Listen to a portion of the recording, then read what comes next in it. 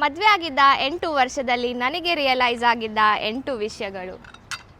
Number 1, emotionally stable ಮ್ಯಾನ್ಗಿಂತ ಬೇರೆ ಯಾವುದು gift ದೊಡ್ಡದಲ್ಲ.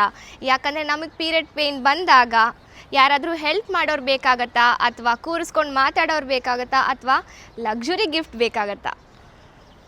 ನಂಬರ್ 2, ಇದು ಬೋರಿಂಗ್ ಅನಿಸ್ಬೋದು, ಬಟ್ ನಾನು ಖಂಡಿತ ಹೇಳ್ತೀನಿ.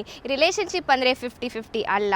ನಾನು ಹತ್ತಿದಾಗ ಅವ್ರು 90 ಆಗಿರ್ತಾರೆ, ಅವ್ರು ಹತ್ತಿದಾಗ ನಾನು 90 ಆಗಿರ್ತೀನಿ. ಇಬ್ಬರು ಸೇರಿನೇ 100 ಆಗದೆ ಸಂಬಂಧ. ನಂಬರ್ 3, ಗಂಡ ಹೆಂಡತಿ ಮಧ್ಯೆ ಏನೇ ವಿಷಯ ಬಂದ್ರೂ ಅವ್ರ ಹತ್ರನೇ ಇರಬೇಕು, ಮೂರನೇವ್ರು ಬರಬಾರ್ದು. ನಂಬರ್ 4, ಗಂಡ ಹೆಂಡತಿ ಸಮಾಜದ ಯಾವುದೇ ಒಂದು ಎಕ್ಸ್ಪೆಕ್ಟೇಷನ್ಸ್ನ ಮೀಟ್ ಮಾಡಿಲ್ಲ ಅಂದಿದ ತಕ್ಷಣ ಅವರು ಸಂತೋಷವಾಗಿಲ್ಲ ಅಂತ ಏನಿಲ್ಲ.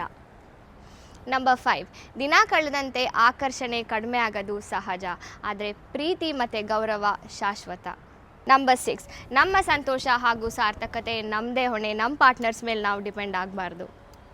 ನಂಬರ್ 7, ಅಭಿಮಾನ ಹಾಗೂ ಕೃತಜ್ಞತೆ ಸಂಬಂಧದ ತೀವ್ರತೆಯನ್ನು ಹೆಚ್ಚಿಸುತ್ತೆ. ನಂಬರ್ 8, ಜೀವನದಲ್ಲಿ ಸೋಲು ಗೆಲುವು ಸಹಜ. ಸೋತಾಗ ಕುಗ್ದಲೆ, ಗೆದ್ದಾಗ ಹಿಗ್ದಲೆ ಎಲ್ಲರೂ ಖುಷಿಯಾಗಿರೋಣ.